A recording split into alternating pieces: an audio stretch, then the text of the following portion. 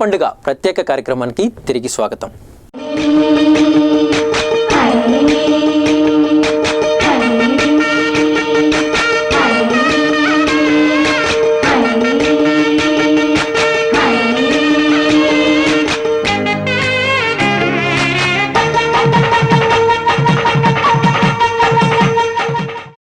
తెల్లవారి భోగి పండుగ చేసుకొని ఇంట్లో దాగి ఉండే దారిద్ర్యాన్ని వదిలించుకున్న తెలుగు జనాలు సంధ్యవేళ భోగిపళ్ళ వేడుకలకు తెరలేపుతారు.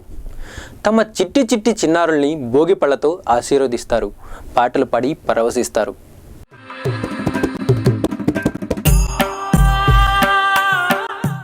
భోగిపళ్ళు అంటే రేగుపళ్ళు. ఇది సూర్యుడికి ప్రీతిపాత్రమైన పండుగ. అందుకే సూర్యుడికి ఇష్టమైనవిగా భావించే రేగుపళ్ళతో బొరుగులు, నాణేలు కలగలిపి తమ కలల పంటల తలపై పోస్తారు. మా బిడ్డలకు నీ ఆశీస్సులు కావాలంటూ సూర్య భగవాను ప్రార్థిస్తారు. చిన్నారుల కేరింతలు, ముత్తైదువుల పాటలు, పద్యాలతో ఇంటిని ఆనంద నందన వనంగా మార్చుకుంటారు. బంధుమిత్రులతో తమ బిడ్డలకు ఆశీస్సులను పొందుతారు. భోగి పండుగ రోజు సాయంత్రం పిల్లలందరినీ అలాగ కూర్చోబెట్టి ఈ భోగి పళ్ళు పోయడంలో ఉద్దేశ్యం ఏంటంటే, యో లాజైర్యజతి స యశోవాన్ భవతి అని లాజల గనక మనం ఆ బిడ్డలకు కనుక ఆశీర్వచనంగా చేసినట్లయితే వాళ్ళు యశకీర్తులు పొందుతారట. అట్లే రేగు పండ్లు ఉన్నాయి. ఇవి సూర్యనారాయణ స్వామికి చాలా ప్రీతిపాత్రమైనటువంటివి. ఈ సూర్యనారాయణ స్వామికి ప్రీతిపాత్రమైనటువంటి ఈ రేగు పండ్లు, లాజలంటే ఈనాటి కాలంలో మనం బొరుగులు వేస్తున్నాం. ఈ బొరుగులు, ఈ యొక్క రేగు పండ్లు, అట్లే చిల్లర నాణెములు ఈనాడు వేస్తున్నాం. కానివ్వండి, ఇంతకుముందు కాలంలో బంగారు నాణెములు వేసేవాళ్ళు. ఎందుకంటే వాళ్ళ యొక్క స్థితి అంతా కూడా లక్ష్మీకరంగా ఉండాలని, వృద్ధి అంతా కూడా లక్ష్మీకరంగా ఉండాలని, సూర్యుడి యొక్క ఆ రేగుపళ్ళు పోసినందువలన సూర్యుడికి ప్రీతిపాత్రంగా ఉండేటువంటిది ఆరోగ్యం.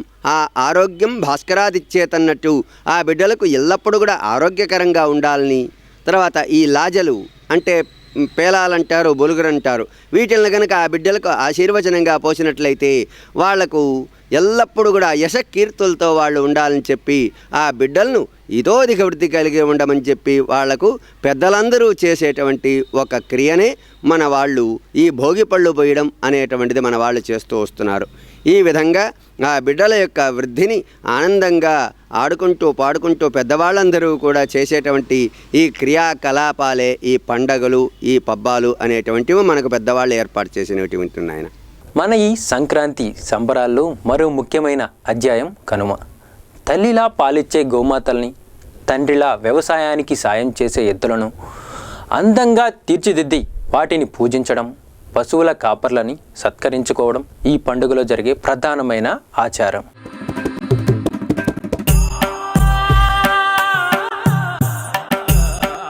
సంక్రాంతి సంబరాల్లో మరో ఘట్టం కనుమ పండుగ. వ్యవసాయంలో తమతో కలిసి శ్రమపడే పశు సంతతికి శుభాకాంక్షలు తెలిపేందుకు అన్నదాతలు ఈ పండుగను చేసుకుంటారు. పశువులను చక్కగా అలంకరించి పూజలు చేస్తారు. కొన్ని ప్రాంతాల్లో కోడి పందాలు కూడా నిర్వహిస్తారు. అయితే ఈ పందాలను జీవహింసగా భావించడంతో పాటు శాంతి భద్రతలకు విఘాతంగా భావించిన ప్రభుత్వం ఈ పందాలను నిషేధించింది. అటు ఎడ్ల పందాల విషయంలో కూడా కోర్టు ఇదే నిర్ణయం తీసుకుంది. అయితే ఉత్సాహం చంపుకోలేని ప్రజలు చాటుమాటుగా ఈ సాంప్రదాయాన్ని కొనసాగిస్తున్నారు.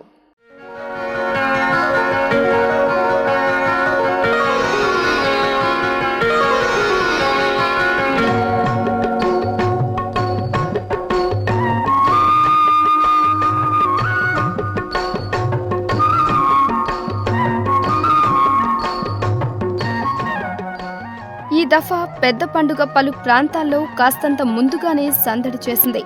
జిల్లాలోని పలు విద్యా సంస్థలు సంక్రాంతి సంబరాల తీరును తమ చిన్నారుల కళ్ల ముందుంచారు.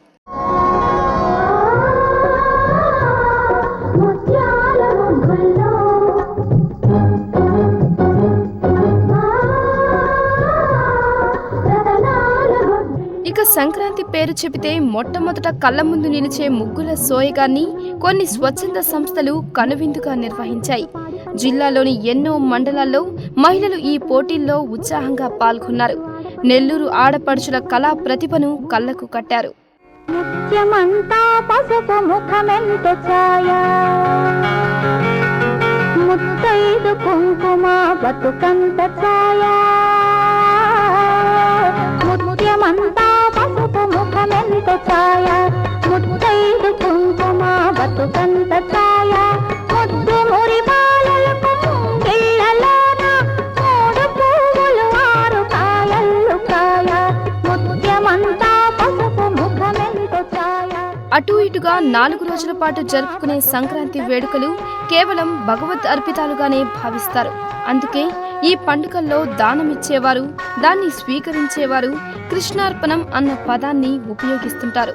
ఎక్కడెక్కడో ఉద్యోగాలు చేస్తున్నా, ఎంత దూరంలో ఉన్నా పండుగ పూట పుట్టిన ఊరుకు చేరుకోవడం అన్నది ఓ సరదా. పట్టణాల్లోనూ నగరాల్లోనూ జీవించేవారు పండుగను అవకాశంగా తీసుకుని పల్లె ప్రాంతాలకు పరుగులు తీస్తారు. పైరుగాలి సోయగాన్ని ఆస్వాదిస్తారు. బిజీగా గజిబిజిగా ఉండే పట్నవాస జీవితం నుండి కాస్తంత రిలీఫ్ పొందుతారు. చిన్ననాటి స్నేహితుల్ని, చిలిపి చేష్టల్ని గుర్తు చేసుకుంటూ పండుగ సరదాల్లో మమేకమవుతారు. బ్రహ్మణా నిర్మితం పురా తస్మాదస్య ప్రధానేన తశాంతిం ప్రయచ్చమే అని కూష్మాండంలో ఎక్కువగా విత్తనాలంతా నిండా ఉంటాయి. దాని నిండా అయితే కూష్మాండానికి విశేషం ఏంటంటే సన్న తీగకు ఇంతలావు కాయలు కాచి ఉంటాయి. ఇంత పెద్ద చెట్టు ఉంటుంది అనుకోండి, దానికి చిన్న చిన్న కాయలు ఉంటాయి. కానీ చిన్న తీగలోంచి అది వస్తుంది. కానీ దానిలో విశేషం ఏంటంటే కూష్మాండం యొక్క ఇది మీకు అందరికీ తెలుసు. కూష్మాండ లేహం అనేది కనుక శరీరానికి శక్తినిస్తుంది అనేటటువంటిది. దాంట్లో భూత ప్రేత పిశాచాదులు పోయేదానికి కూష్మాండ బలులు అంతా చేస్తుంటారు. ఏదైనా ఇళ్లలో చేరేటప్పుడు ఇంట్లో ఉండేటటువంటి కష్టాల నుంచి, గృహాల్లో ఉండే దోషాలు ఏదైనా పోవాలంటే గుమ్మడికాయలు కొడుతుంటారు.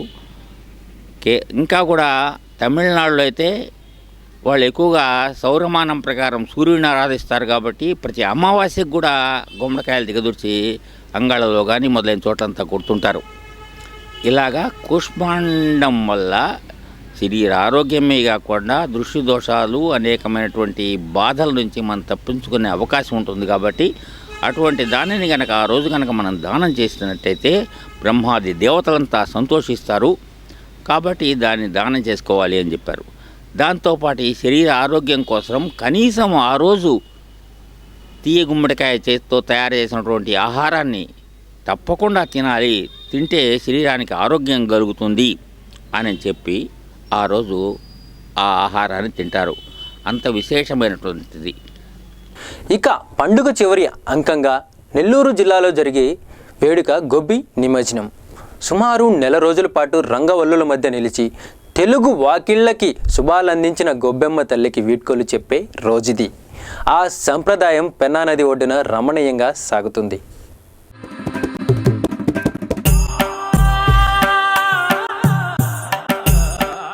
సంక్రాంతి వేడుకల్లో చోటు చేసుకునే చివరి అంకం గొబ్బెమ్మ తల్లి నిమజ్జనం. 1 రోజుల పాటు రంగురంగుల ఇంద్రవల్లుల మధ్య ఠీవీగా కూర్చొని పూజలందుకున్న గొబ్బెమ్మకు ఇళ్లాళ్ళు వీడ్కోలు పలుకుతారు. సంక్రాంతి మళ్లీ మా ఇంటికి రావాలని కోరుకుని పెన్నా నదిలో గొబ్బెమ్మలను నిమజ్జనం చేస్తారు. విందులు, వినోదాలకు ఆటపాటలు జత చేసి మధ్యాహ్నం నుండి సాయంత్రం 6 గంటల దాకా ఆనందంగా గడుపుతారు. చిన్నారులు గాలిపటాలు ఎగురవేసి కేరింతలు కొడతారు.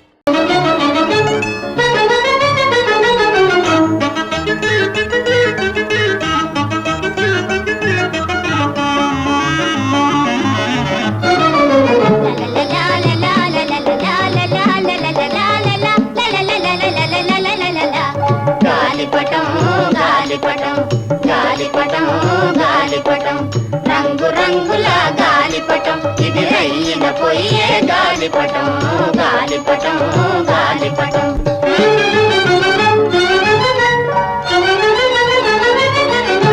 చుక్కల పర్వతమెక్కేను, చూపుల కందక తిరిగేను, ఇది చూపుల కందక తిరిగేను.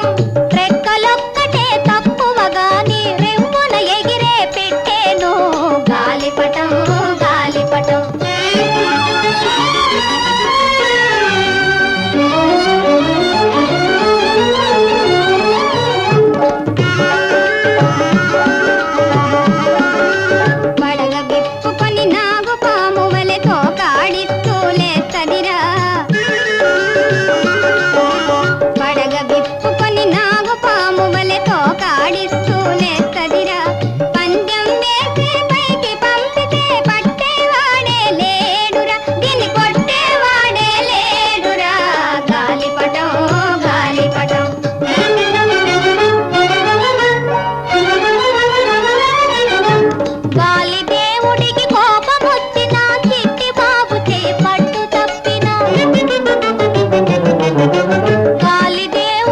కోపమొచ్చిన చిట్టి బాబు చెయ్యి పట్టు తప్పిన అంతు దొరకదు పొంతు దొరకదు పత్తా చిక్కగా చిత్తైపోతది గాలిపటం గాలిపటం.